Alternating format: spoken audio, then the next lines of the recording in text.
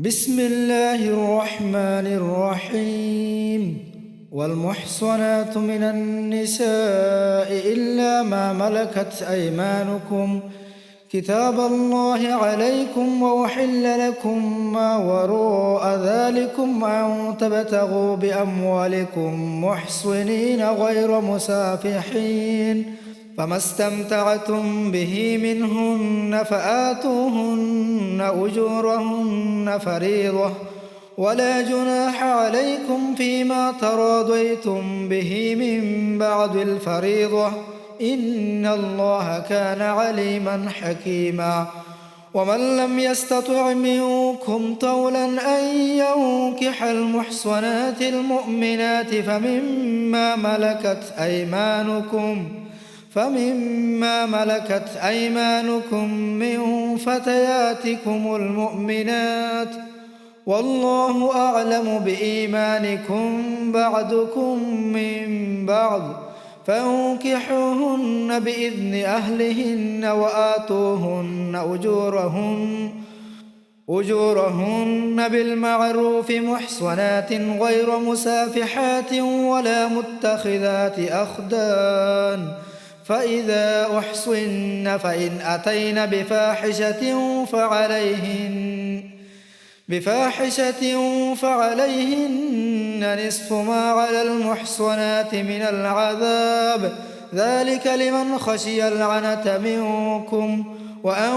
تصبروا خير لكم، والله غفور رحيم. يريد الله ليبين لكم ويهديكم سنن الذين من قبلكم ويتوب عليكم، والله عليم حكيم. والله يريد أن يتوب عليكم ويريد الذين يتبعون الشهوات أن تميلوا ميلا عظيما.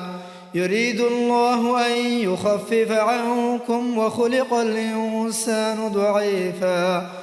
يا أيها الذين آمنوا لا تأكلوا أموالكم بينكم بالباطل إلا أن تكون تجارة عن تراض منكم، ولا تقتلوا أنفسكم إن الله كان بكم رحيما. ومن يفعل ذلك عدوانا وظلما فسوف نصليه نارا، وكان ذلك على الله يسيرا. إن تجتنبوا كبائر ما تنهون عنه نكفر عنكم سيئاتكم وندخلكم مدخلا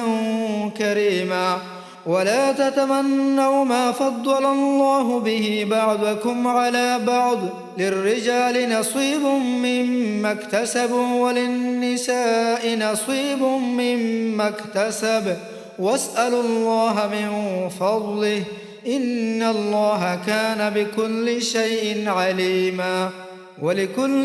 جعلنا موالي مما ترك الوالدان والأقربون والذين عقدت أيمانكم فآتوهم نصيبهم، إن الله كان على كل شيء شهيدا. الرجال قوامون على النساء بما فضل الله بعضهم على بعض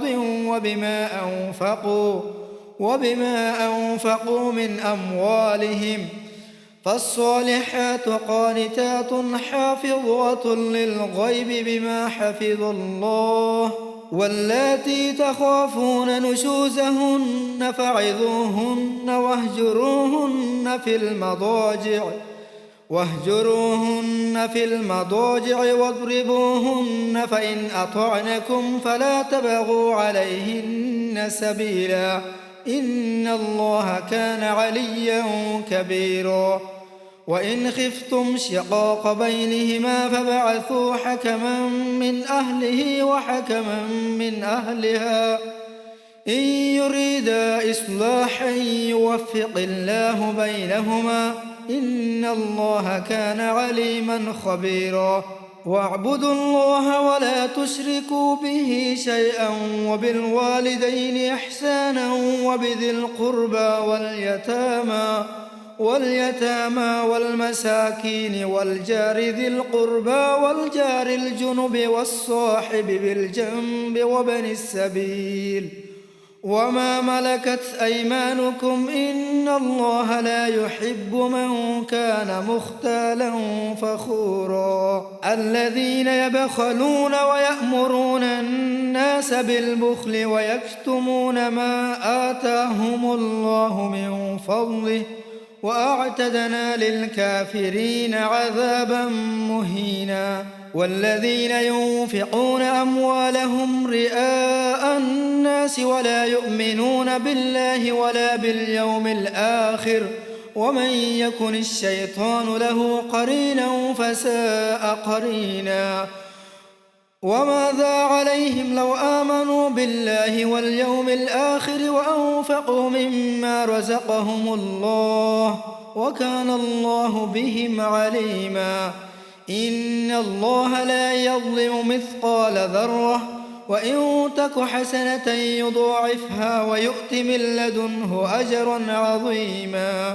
فكيف إذا جئنا من كل أمة بشهيد وجئنا بك على هؤلاء شهيدا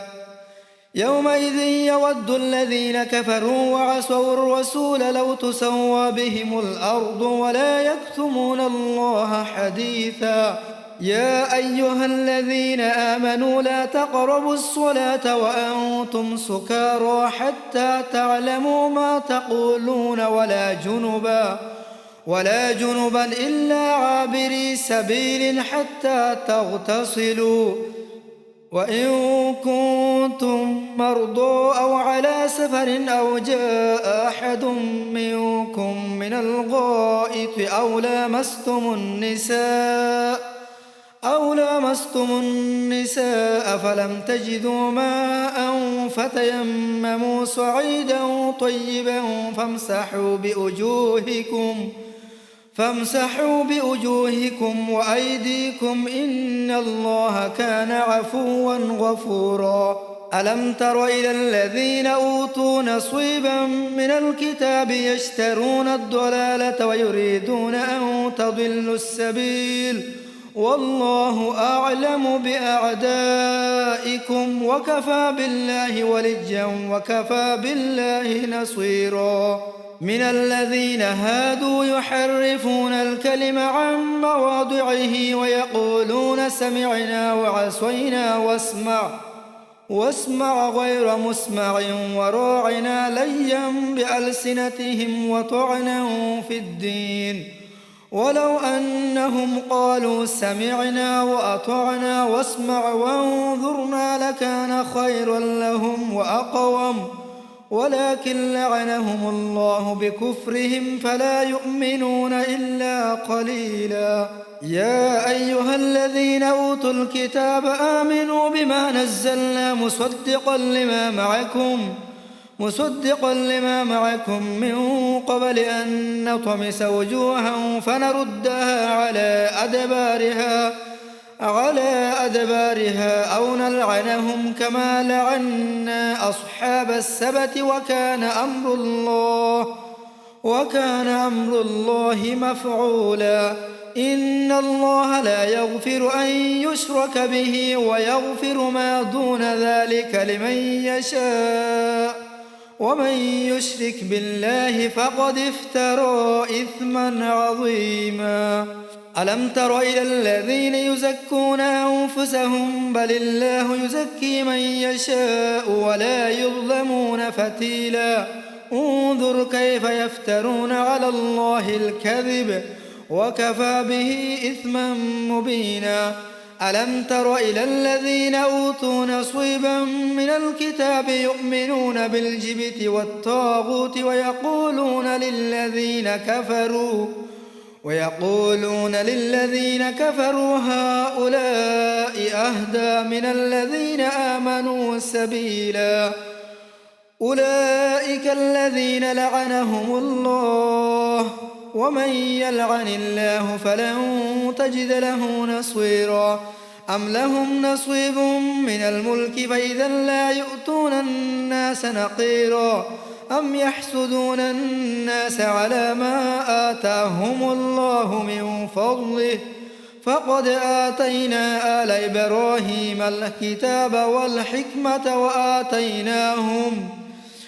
آتينا آل إبراهيم الكتاب والحكمة وآتيناهم ملكا عظيما فمنهم من آمن به ومنهم من صد عنه وكفى بجهنم سعيرا إن الذين كفروا بآياتنا سوف نصليهم نارا كلما نضجت جلودهم بدلناهم جلودا غيرها ليذوقوا العذاب إن الله كان عزيزا حكيما والذين آمنوا وعملوا الصالحات سندخلهم جنات تجري من تحتها الأنهار خالدين فيها أبدا لهم فيها أزواج مطهرة وندخلهم ظلا ظليلا إن الله يأمركم أن تؤدوا الأمانات إلى أهلها وإذا حكمتم بين الناس أن تحكموا بالعدل إن الله نعم يعظكم به إن الله كان سميعا بصيرا يا أيها الذين آمنوا أطيعوا الله وأطيعوا الرسول وأولي الأمر منكم فإن تنازعتم في شيء فردوه إلى الله والرسول إن كنتم تؤمنون بالله واليوم الآخر ذلك خير وأحسن تأويلا ألم تر إلى الذين يزعمون أنهم آمنوا بما أنزل إليك وما أنزل من قبلك يريدون أن يتحاكموا إلى الطاغوت وقد أمروا أن يكفروا به ويريد الشيطان أن يضلهم ضلالا بعيدا وإذا قيل لهم تعالوا إلى ما أنزل الله وإلى الرسول رأيت المنافقين يصدون عنك صدودا فكيف إذا أصابتهم مصيبة بما قدمت أيديهم ثم جاءوك يحلفون بالله إن أردنا إلا إحسانا وتوفيقا أولئك الذين يعلم الله ما في قلوبهم فأعرض عنهم وعظهم وقل لهم في أنفسهم قولا بليغا وما أرسلنا من رسول إلا ليطاع بإذن الله ولو أنهم إذ ظلموا أنفسهم جاءوك فاستغفروا الله واستغفر لهم الرسول لوجدوا الله توابا رحيما فلا وربك لا يؤمنون حتى يحكموك فيما شجر بينهم ثم لا يجدوا في أنفسهم حرجا مما قضيت ويسلموا تسليما ولو أنا كتبنا عليهم أن اقتلوا أنفسكم أو اخرجوا من دياركم ما فعلوه إلا قليل منهم ولو أنهم فعلوا ما يوعظون به لكان خيرا لهم وأشد تثبيتا وإذا لآتيناهم من لدنا أجرا عظيما ولهديناهم صراطا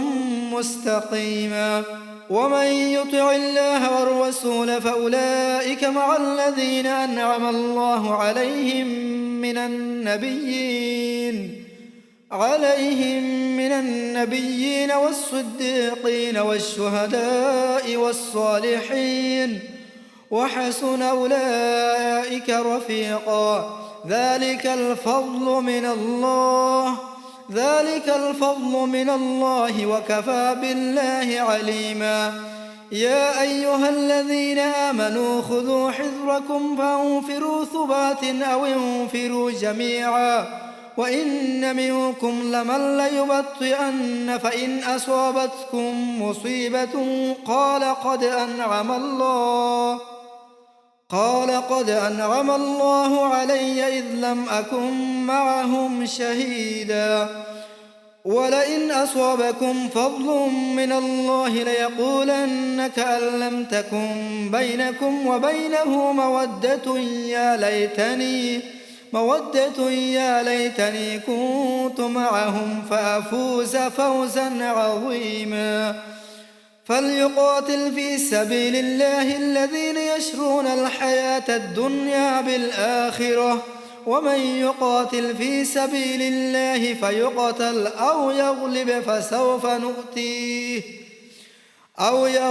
فسوف نؤتيه أجرا عظيما وما لكم لا تقاتلون في سبيل الله والمستضعفين من الرجال والنساء والولدان الذين يقولون ربنا أخرجنا من هذه القرية الظالم أهلها واجعل لنا من لدنك وليا واجعل لنا من لدنك نصيرا الذين آمنوا يقاتلون في سبيل الله والذين كفروا يقاتلون في سبيل الطاغوت فقاتلوا أولياء الشيطان إن كيد الشيطان كان ضعيفا ألم تر إلى الذين قيل لهم كفوا أيديكم وأقيموا الصلاة وآتوا الزكاة فلما كتب عليهم القتال إذا فريق منهم يخشون الناس كخشية الله أو أشد خشية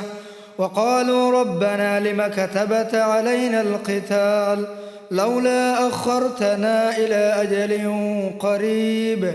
قل متاع الدنيا قليل والآخرة خير لمن اتقى ولا تظلمون فتيلا أينما تكونوا يدرككم الموت ولو كنتم في بروج مشيدة وإن تصبهم حسنة يقولوا هذه من عند الله وإن تصبهم سيئة يقولوا هذه من عندك قل كل من عند الله فما لهؤلاء القوم لا يكادون يفقهون حديثا ما أصابك من حسنة فمن الله وما أصابك من سيئة فمن نفسك وأرسلناك للناس رسولا وكفى بالله شهيدا من يطع الرسول فقد أطاع الله ومن تولى فما أرسلناك عليهم حفيظا ويقولون طاعة فإذا برزوا من عندك بيت طائفة منهم غير الذي تقول والله يكتب ما يبيتون فأعرض عنهم وتوكل على الله وكفى بالله وكيلا أفلا يتدبرون القرآن ولو كان من عند غير الله لوجدوا فيه اختلافا كثيرا وإذا جاءهم أمر من الأمن أو الخوف أذاعوا به ولو ردوه إلى الرسول وإلى أولي الأمر منهم لعلمه الذين يستنبطونه منهم ولولا فضل الله عليكم ورحمته لاتبعتم الشيطان إلا قليلا فقاتل في سبيل الله لا تكلف إلا نفسك وحرض المؤمنين عسى الله أن يكف بأس الذين كفروا والله أشد بأسا وأشد تنكيلا من يشفع شفاعة حسنة يكن له نصيب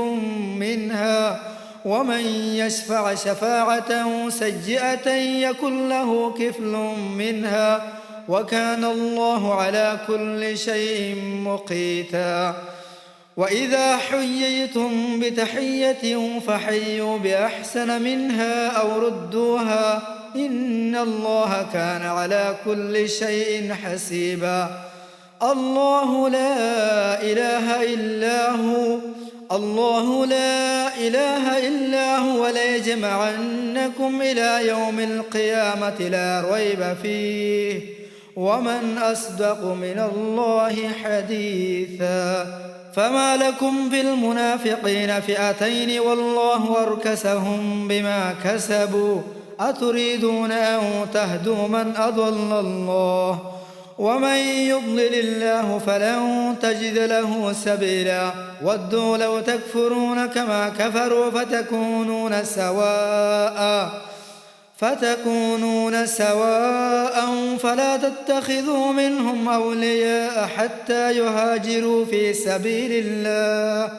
فإن تولوا فخذوهم وقتلوهم حيث وجدتموهم ولا تتخذوا منهم وليا ولا نصيرا إلا الذين يصلون إلى قوم بينكم وبينهم ميثاق أو جاءوكم حصرت صدورهم أن يقاتلوكم أو يقاتلوا قومهم ولو شاء الله لسلطهم عليكم فلقاتلوكم فإن اعتزلوكم فلم يقاتلوكم وألقوا إليكم السلام فما جعل الله لكم عليهم سبيلا. ستجدون آخرين يريدون أن يأمنوكم ويأمنوا قومهم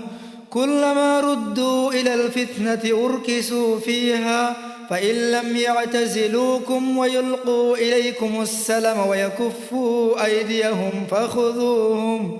فخذوهم وقتلوهم حيث ثقفتموهم وأولئكم جعلنا لكم عليهم سلطانا مبينا. وما كان لمؤمن أن يقتل مؤمنا إلا خطأ ومن قتل مؤمنا خطأ فتحرير رقبة مؤمنة ودية مسلمة إلى أهله إلا أن يصدقوا فإن كان من قوم عدو لكم وهو مؤمن فتحرير رقبة مؤمنة وإن كان من قوم بينكم وبينهم ميثاق فدية مسلمة إلى أهله وتحرير رقبة مؤمنة فمن لم يجد فصيام شهرين متتابعين توبة من الله وكان الله عليما حكيما. ومن يقتل مؤمنا متعمدا فجزاؤه جهنم خالدا فيها وغضب الله عليه ولعنه وأعد له عذابا عظيما. يا أيها الذين آمنوا إذا ضربتم في سبيل الله فتبينوا ولا تقولوا لمن ألقى إليكم السلام لست مؤمنا تبتغون عرض الحياة الدنيا فعند الله مغانم كثيرة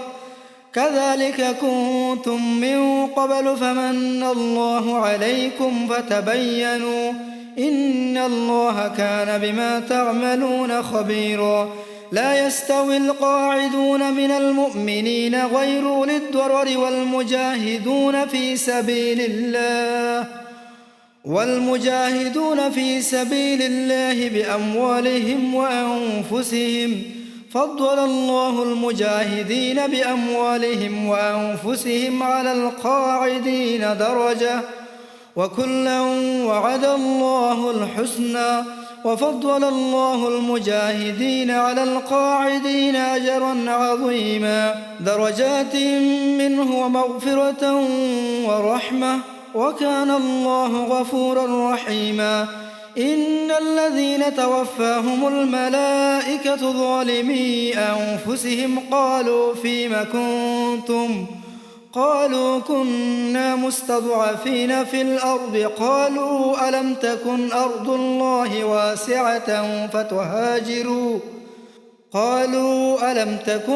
الله واسعة فتهاجروا فيها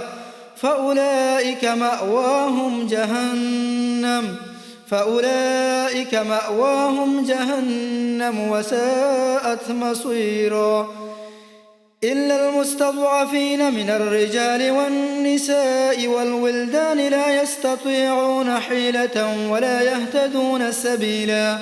فأولئك عسى الله أن يعفو عنهم وكان الله عفوا غفورا ومن يهاجر في سبيل الله يجد في الأرض مراغما كثيرا وسعة ومن يخرج من بيته مهاجرا إلى الله ورسوله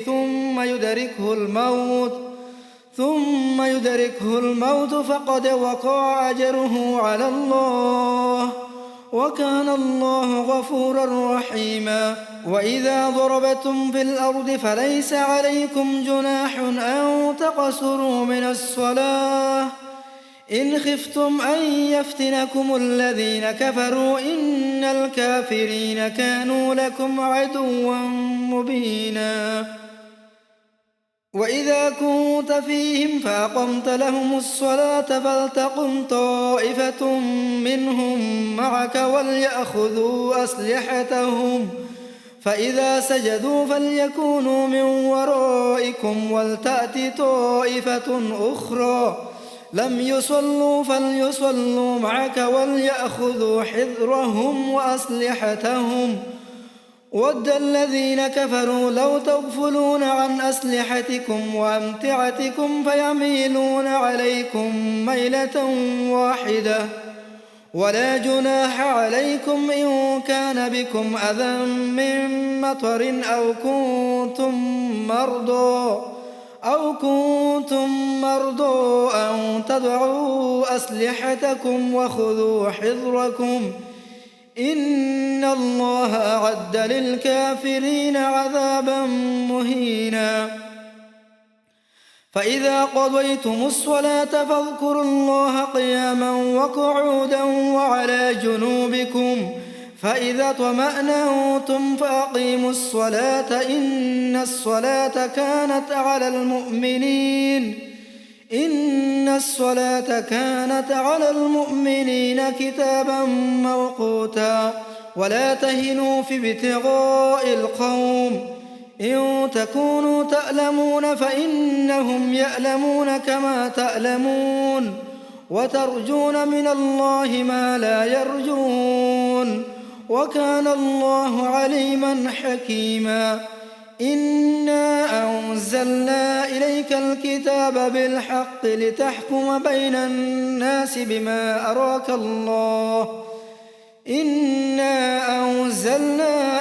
الكتاب بالحق لتحكم بين الناس بما أراك الله ولا تكن للخائنين خصيما واستغفر الله إن الله كان غفورا رحيما ولا تجادل عن الذين يختانون أنفسهم إن الله لا يحب من كان خوانا أثيما يستخفون من الناس ولا يستخفون من الله وهو معهم إذ يبيتون ما لا يرضى من القول وكان الله بما يعملون محيطا ها أنتم هؤلاء جادلتم عنهم في الحياة الدنيا فمن يجادل الله عنهم يوم القيامة أم من يكون عليهم وكيلا ومن يعمل سوءا أو يظلم نفسه ثم يستغفر الله يجد الله غفورا رحيما ومن يكسب إثما فإنما يكسبه على نفسه وكان الله عليما حكيما ومن يكسب خطيئة أو إثما ثم يرم به بريئا ثم يرم به بريئا فقد احتمل بهتانا وإثما مبينا. ولولا فضل الله عليك ورحمته لهمت طائفة منهم أن يضلوك وما يضلون إلا أنفسهم وما يضرونك من شيء، وأنزل الله عليك الكتاب والحكمة وعلمك ما لم تكن تعلم، وكان فضل الله عليك عظيما. لا خير في كثير من نجواهم إلا من أمر بصدقة أو معروف أو إصلاح بين الناس، ومن يفعل ذلك ابتغاء مرضات الله فسوف نؤتيه أجرا عظيما. ومن يشاقق الرسول من بعد ما تبين له الهدى ويتبع غير سبيل المؤمنين نوله ما تولى ونصله جهنم وساءت مصيرا. إن الله لا يغفر أن يشرك به ويغفر ما دون ذلك لمن يشاء، ومن يشرك بالله فقد ضل ضلالا بعيدا. إن يدعون من دونه إلا إناثا وإن يدعون إلا شيطانا مريدا لعنه الله، وقال لأتخذن من عبادك نصيبا مفروضا ولأضلنهم ولأمنينهم ولآمرنهم فليبتكن آذان الأنعام ولآمرنهم فليغيرن خلق الله. ومن يتخذ الشيطان وليا من دون الله فقد خسر خسرانا مبينا. يعدهم ويمنيهم وما يعدهم الشيطان إلا غرورا. أولئك مأواهم جهنم ولا يجدون عنها محيصا. والذين آمنوا وعملوا الصالحات سندخلهم جنات تجري من تحتها الأنهار خالدين فيها أبدا، وعد الله حقا، ومن أصدق من الله قيلا. ليس بأمانيكم ولا أماني أهل الكتاب، من يعمل سوءا يجز به ولا يجد له من دون الله وليا ولا نصيرا. ومن يعمل من الصالحات من ذكر أو أنثى وهو مؤمن فأولئك يدخلون الجنة ولا يظلمون نقيرا. ومن أحسن دينا ممن أسلم وجهه لله وهو محسن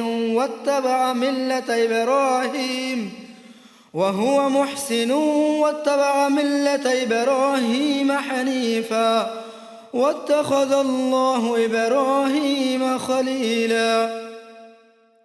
ولله ما في السماوات وما في الأرض وكان الله بكل شيء محيطا. ويستفتونك في النساء قل الله يفتيكم فيهن وما يتلى عليكم في الكتاب في يتامى النساء اللاتي لا تؤتونهن ما كتب لهن وترغبون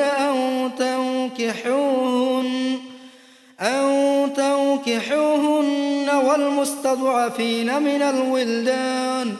وأن تقوموا لليتامى بالقسط، وما تفعلوا من خير فإن الله كان به عليما. وإن امرأة خافت من بعلها نشوزا أو إعراضا فلا جناح عليهما أن يصلحا بينهما صلحا، والصلح خير. وأحضرت الأنفس الشح وإن تحسنوا وتتقوا فإن الله كان بما تعملون خبيرا. ولن تستطيعوا أن تعدلوا بين النساء ولو حرصتم فلا تميلوا كل الميل فتذروها كالمعلقة. وإن تصلحوا وتتقوا فإن الله كان غفورا رحيما. وإن يتفرقا يغن الله كلا من سعته وكان الله واسعا حكيما. ولله ما في السماوات وما في الأرض ولقد وصينا الذين أوتوا الكتاب من قبلكم وإياكم أن اتقوا الله. وإن تكفروا فإن لله ما في السماوات وما في الأرض وكان الله غنيا حميدا. ولله ما في السماوات وما في الأرض وكفى بالله وكيلا. إن يشأ يذهبكم أيها الناس ويأت بآخرين وكان الله على ذلك قديرا. من كان يريد ثواب الدنيا فعند الله ثواب الدنيا والآخرة وكان الله سميعا بصيرا. يا أيها الذين آمنوا كونوا قوامين بالقسط شهداء لله ولو على أنفسكم أو الوالدين والأقربين. إن يكن غنيا أو فقيرا فالله أولى بهما فلا تتبعوا الهوى أن تعدلوا. وإن تلووا أو تعرضوا فإن الله كان بما تعملون خبيرا. يا أيها الذين آمنوا بالله ورسوله والكتاب الذي نزل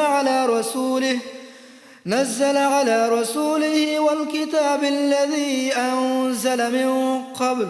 ومن يكفر بالله وملائكته وكتبه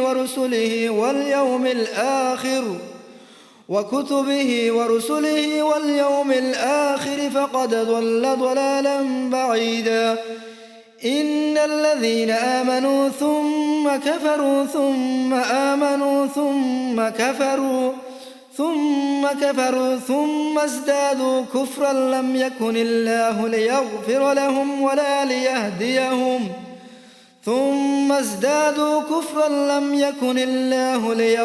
لهم ولا ليهديهم سبيلا. بشر المنافقين بأن لهم عذابا أليما. الذين يتخذون الكافرين أولياء من دون المؤمنين أيبتغون عندهم العزة فإن العزة لله جميعا. وقد نزل عليكم بالكتاب أن إذا سمعتم آيات الله يكفر بها ويستهزأ بها فلا تقعدوا معهم حتى يخوضوا في حديث غيره إنكم إذا مثلهم. إن الله جامع المنافقين والكافرين في جهنم جميعا. الذين يتربصون بكم فإن كان لكم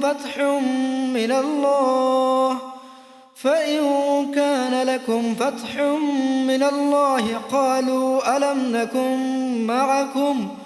وإن كان للكافرين نصيب قالوا ألم نستحوذ عليكم ونمنعكم من المؤمنين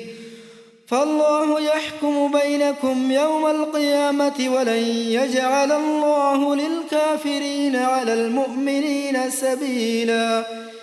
إن المنافقين يخادعون الله وهو خادعهم وإذا قاموا إلى الصلاة قاموا كسى لا يراءون الناس ولا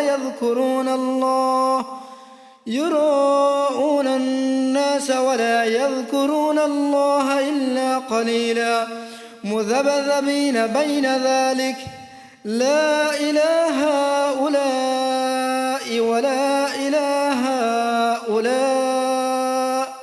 ومن يضلل الله فلن تجد له سبيلا. يا أيها الذين آمنوا لا تتخذوا الكافرين أولياء من دون المؤمنين أتريدون أن تجعلوا لله عليكم سلطانا مبينا إن المنافقين في الدرك الأسفل من النار ولن تجد لهم نصيرا إلا الذين تابوا وأصلحوا واعتصموا بالله وأخلصوا دينهم لله فأولئك مع المؤمنين